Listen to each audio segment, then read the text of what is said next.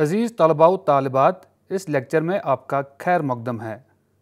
आज का जो हमारा लेक्चर है वो है कार्बोहाइड्रेट मेटाबॉलिज्म, ग्लाइकोलिसिस, अल्कोहलिक और लैक्टिक एसिड फर्मेंटेशन के बारे में। तो सबसे पहले हम नज़र डालते हैं हमारे आज के ऑब्जेक्टिव्स पर। सबसे पहले हम कार्बोहाइड्रेट मेटाबॉलिज्म के बारे में जानने की कोशिश करेंगे। उसके बाद हम ग्लाइकोलिसिस की प्रोसेस के बारे में पढ़ेंगे। ग्लाइकोलिसिस के बाद हम अल्कोहलिक फर्मेंटेशन की प्रोसेस के बारे में जानने की कोशिश करेंगे और आखिर में हम लैक्टिक एसिड फर्मेंटेशन के बारे में जानेंगे। तो सबसे पहले हम शुरू करते हैं कार्बोहाइड्रेट मेटाबॉलिज्म से।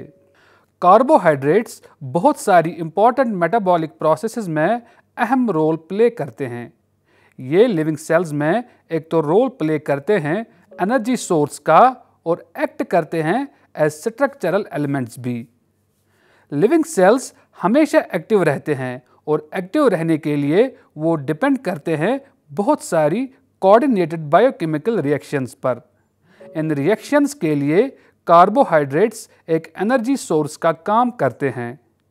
कार्बोहाइड्रेट्स पाए जाते हैं एज मोनोसैकेराइड्स, डाइसैकेराइड्स और पॉलीसैकेराइड्स की फॉर्म में।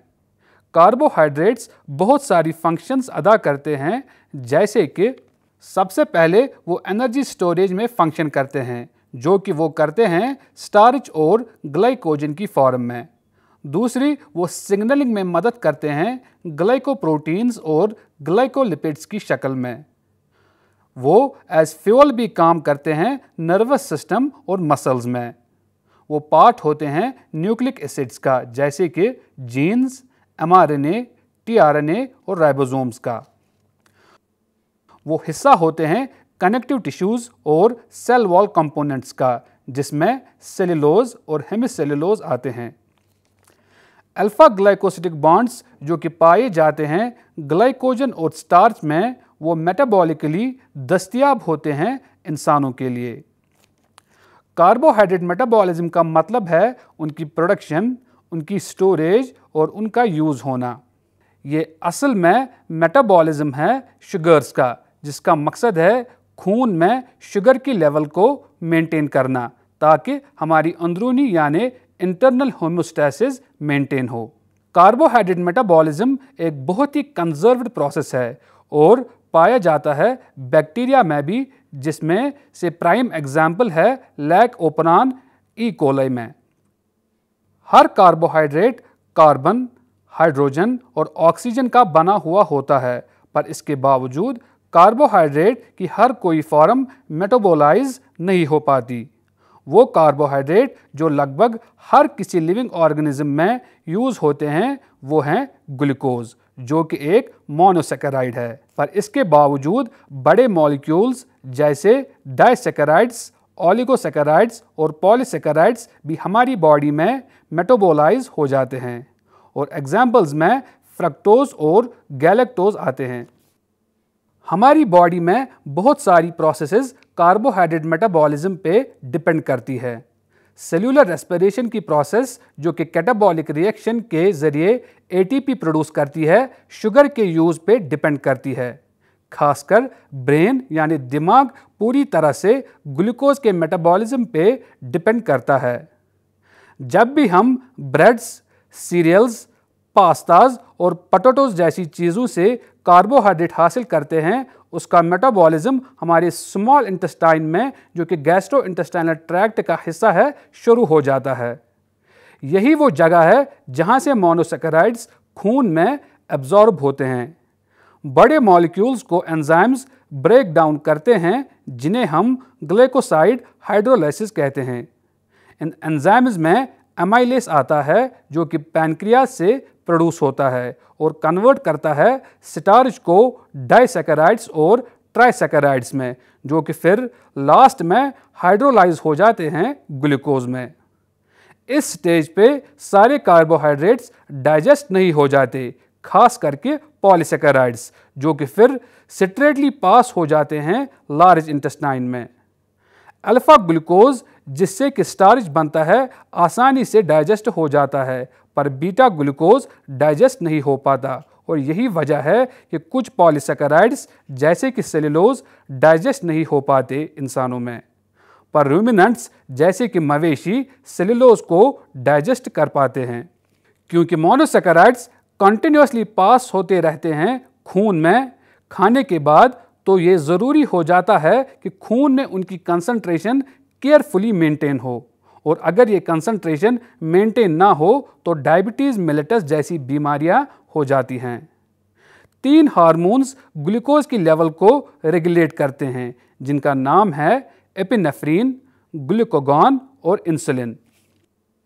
इंसुलिन जो कि पैनक्रियास से प्रोड्यूस होता है, स्टिमुलेट करता है एक्सेस डाइजेस्टेड ग्लूकोज को फैट टिश्यूज, लिवर और मसल्स में स्टोर होने के लिए। लिवर और मसल्स में ये स्टोर होता है ग्लाइकोजन की फॉर्म में, एक प्रोसेस के जरिए जिसे हम ग्लाइकोजेनेसिस कहते हैं। ये स्टोर किया हुआ ग्लाइकोजन तब यूज होता है जब खून में ग्लूकोज की कंसंट्रेशन बहुत कम हो, ताकि खून में शुगर की कमी की वजह से हाइपोग्लाइसीमिया न हो। ये एक प्रोसेस के जरिए होता है जिसका नाम है ग्लाइकोजिनोलिसिस, जिसका मतलब है ग्लाइकोजन से ग्लूकोज को प्रोड्यूस करना, और इस प्रोसेस को एपिनेफ्रीन और ग्लूकागॉन ट्रिगर करते हैं। कार्बोहाइड्रेट्स स्ट्रक्चरल सपोर्ट के लिए भी सेल्स में स्टोर हो सकते हैं। ये प्रोसेसेस ज़रूरत पड़ती हैं कार्बोहाइड्रेट्स को स्टोर करने के लिए और फिर किसी लेटर स्टेज में उन्हें यूज़ करने के लिए, पर ज़्यादातर मोनोसैकेराइड्स से एनर्जी की ज़रूरत जल्दी पड़ती है डाइजेशन के बाद, और इस पॉइंट पे एक थर्ड प्रोसेस इंपॉर्टेंट बन जाती है जिसका नाम है ग्लाइकोलिसिस। ग्लाइकोलिसिस कन्वर्ट करता है ग्लूकोज को पायरुवेट में, और जिसमें एनर्जी एटीपी की शक्ल में निकलती है।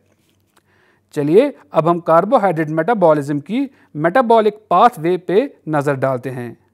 पहली है कार्बन फिक्सेशन, जिसे हम फोटोसिंथेसिस भी कहते हैं, जिससे कार्बन डाइऑक्साइड रिड्यूस होता है कार्बोहाइड्रेट में। दूसरी है ग्लाइकोलिसिस, जिसमें कि ग्लूकोज मॉलिक्यूल्स की ऑक्सीडेशन मेटाबॉलिज्म होती है और एटीपी और पायरुवेट प्रोड्यूस होता है। ग्लाइकोलिसिस से पायरुवेट एंटर होता है क्रेब्स साइकिल में, जिसे हम साइट्रिक एसिड साइकिल भी कहते हैं, और ये प्रोसेस एरोबिक ऑर्गेनिजम्स में होती है, जहाँ पे पायरुवेट मूव करता है थ्रू पायरुवेट डिहाइड्रोजनेस कॉम्प्लेक्स। उसके बाद है पेंटोस फॉस्फेट पाथवे, जिसमें हेक्सोसिस कन्वर्ट हो जाते हैं पेंटोसिस में और NADPH रीजनरेशन हो जाती है। NADPH एक एसेंशियल एंटीऑक्सीडेंट है सेल्स में, जो कि ऑक्सीडेटिव डैमेज को प्रिवेंट करता है और एज प्रिकर्सर भी एक्ट करता है बहुत सारी बायोमॉलिक्यूल्स की प्रोडक्शन में। उसके बाद नेक्स्ट है ग्लाइकोजेनेसिस, जिसमें एक्सेस ग्लूकोज ग्लाइकोजन में कन्वर्ट हो जाता है, और इसका मकसद सेल्स में ऑस्मोटिक प्रेशर के बढ़ने को रोकना है। उसके बाद आता है ग्लाइकोजिनोलिसिस, जिसमें ग्लाइकोजन ब्रेक डाउन होता है ग्लूकोज में, और इसका मकसद ग्लूकोज डिपेंडेंट टिश्यूज़ को ग्लूकोज सप्लाई करना है। उसके बाद है ग्लूकोनियोजेनेसिस, जिसमें ग्लूकोज मॉलिक्यूल्स की सिंथेसिस होती है सिंपल ऑर्गेनिक कंपाउंड से। एक मॉलिक्यूल ग्लूकोज के ब्रेक डाउन होने से 33 से 35 ATP प्रोड्यूस होते हैं एरोबिक रेस्पिरेशन के जरिए, जिसमें दोनों ग्लाइकोलिसिस और क्रेब्स साइकिल आते हैं।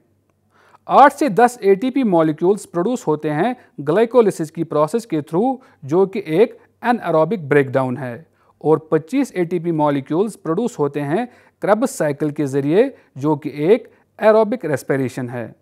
चलिए अब हम हमारे आज के लेक्चर के अगले पार्ट यानी प्रोसेस ऑफ ग्लाइकोलिसिस को समझने की कोशिश करते हैं। ग्लाइकोलिसिस प्रोसेस ऑलमोस्ट हर किसी सेल में होती है। बायोकेमिकल पाथवेज में ये रिएक्शन सबसे पुरानी मानी जाती है। ग्लाइकोलिसिस की पाथवे में जो भी एंजाइम्स और जितने भी स्टेप्स हैं पूरी तरह से कंजर्व्ड हैं, प्रोकैरियोट्स में भी और यूकैरियोट्स में भी। और ग्लाइकोलिसिस एक एनारोबिक प्रोसेस है जो कि बहुत ज़रूरत पड़ती है पहले के ज़माने में, जब एटमॉस्फेयर में ऑक्सीजन बहुत कम था।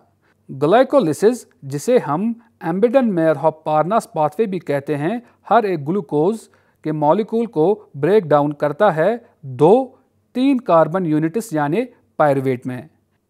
इस प्रोसेस में बहुत सारे कार्बन एटम्स ऑक्सीडाइज होते हैं। एनर्जी जो कि कैप्चर होती है ग्लाइकोलिटिक रिएक्शंस के दौरान टेम्पोरेरीली स्टोर होती है 2 मॉलिक्यूल्स ऑफ एटीपी में और 2 मॉलिक्यूल्स ऑफ NADH में। उसके बाद पायरुवेट का क्या होता है वो डिपेंड करता है कि वो किस ऑर्गेनिज्म में हो और इसकी मेटाबॉलिक सर्कमस्टेंसेस क्या हो। एरोबिक ऑर्गेनिज्म्स में पायरुवेट वेस्ट प्रोडक्ट्स में कन्वर्ट हो जाता है जैसे कि इथेनॉल और लैक्टिक एसिड।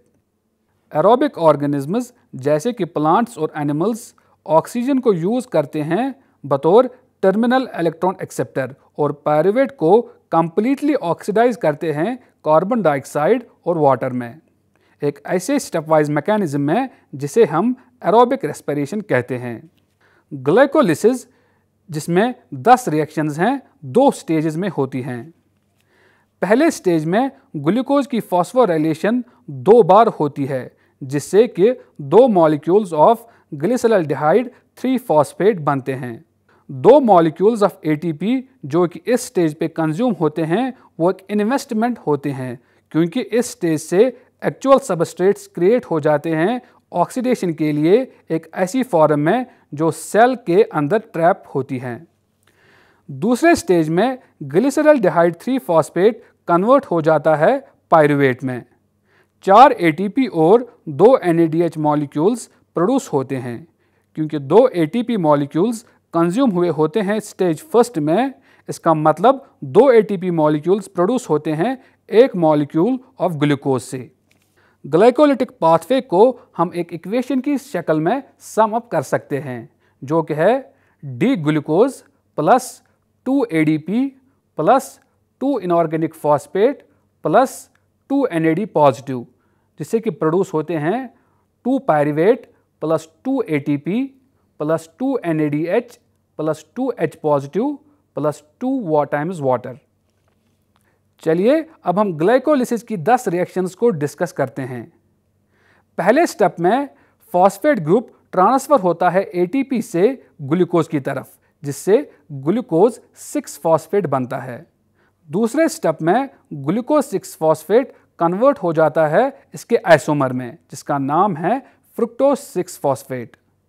तीसरे स्टेप में फॉस्फेट ग्रुप ट्रांसफर होता है ATP से फ्रुक्टोज 6-फॉस्फेट को जिससे फ्रुक्टोज 1,6-बाइफॉस्फेट प्रोड्यूस होता है।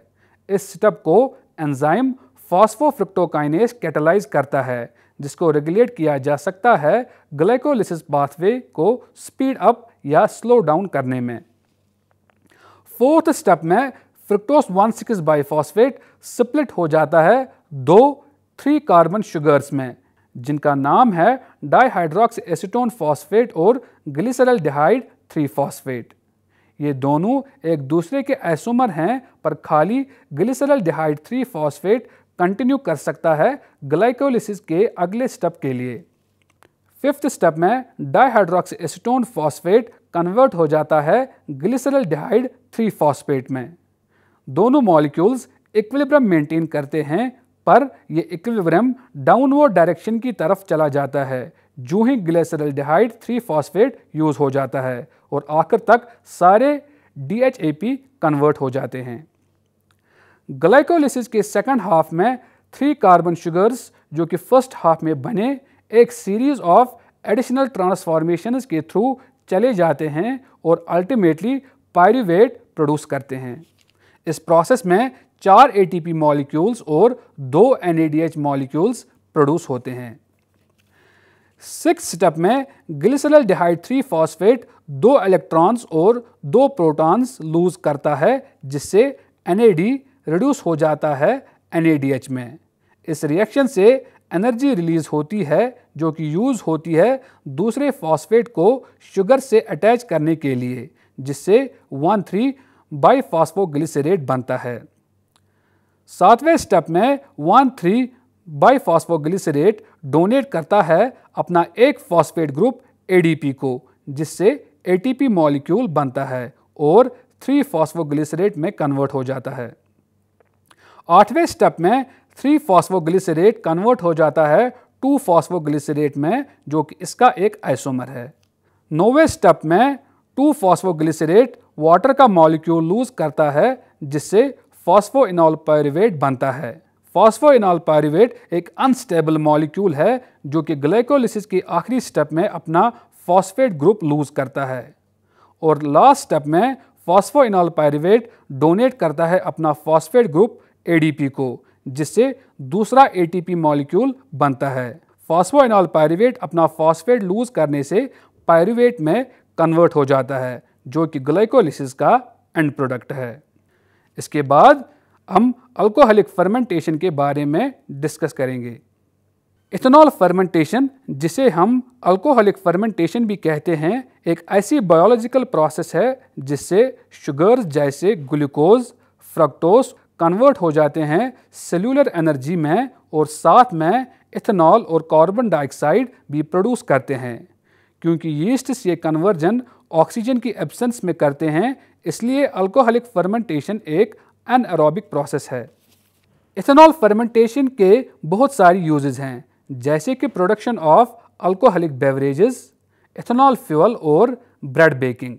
ब्रीविंग में अल्कोहलिक फर्मेंटेशन एक ऐसी प्रोसेस है जिसमें शुगर कार्बन डाइऑक्साइड गैस और इथाइल अल्कोहल में कन्वर्ट हो जाता है। ये प्रोसेस यीस्ट सेल्स कैरी करते हैं, जिनमें वो बहुत सारी एंजाइम्स यूज़ करते हैं। ये असल में एक कॉम्प्लेक्स सीरीज़ है कन्वर्जन्स की, जिसमें शुगर कन्वर्ट होता है कार्बन डाइऑक्साइड और अल्कोहल में। अल्कोहल फर्मेंटेशन का एक बाई प्रोडक्ट है। अल्कोहल लिक्विड में रहता है, जो कि बहुत ज़रूरी है अल्कोहलिक बेवरेजेस को बनाने में, पर यीस्ट सेल्स के लिए नहीं, क्योंकि यीस्ट सेल्स की डेथ हो जाती है जब भी अल्कोहल की टॉलरेंस लेवल ज़्यादा हो जाती है। ओवरऑल फर्मेंटेशन की प्रोसेस का मकसद ग्लूकोज शुगर को अल्कोहल और कार्बन डाइऑक्साइड गैस में कन्वर्ट करना है। रिएक्शंस यीस्ट सेल्स में जो कि इस सब को होने में मदद करती हैं, बहुत कॉम्प्लेक्स होती हैं, पर ओवरऑल प्रोसेस को हम एक रिएक्शन की शक्ल में डिस्क्राइब कर सकते हैं, जैसे कि C6H12O6 यानी कि शुगर कन्वर्ट हो जाता है 2 टाइम्स CH3CH2OH यानी कि alcohol plus 2 times carbon dioxide plus energy, जो कि स्टोर होती है एटीपी में। इस रिएक्शन को देख के लगता है कि ये एक सिंपल केमिस्ट्री है, जिसमें 1 मोल ऑफ ग्लूकोज कन्वर्ट हो जाता है 2 मोल्स ऑफ इथेनॉल और 2 मोल्स ऑफ कार्बन डाइऑक्साइड में, पर हकीकत में ये इतना सिंपल नहीं है। इसमें और सारे बाय प्रोडक्ट्स हैं।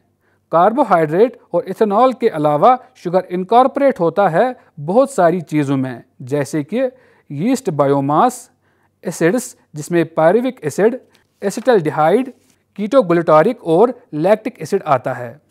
शुगर की फर्मेंटेशन इथेनॉल और कार्बन डाइऑक्साइड में ज़ाइमोमोनास मोबिलिस भी कर सकता है, पर उसकी पाथवे डिफरेंट है, क्योंकि पायरुवेट ग्लाइकोलिसिस से नहीं बनता, बल्कि वो बनता है एंटनर ड्यूडरॉफ पाथवे से। और भी माइक्रो ऑर्गेनिजम्स इथेनॉल प्रोड्यूस कर सकते हैं शुगर से फर्मेंटेशन के थ्रू, पर खाली एक साइड प्रोडक्ट के तौर पर।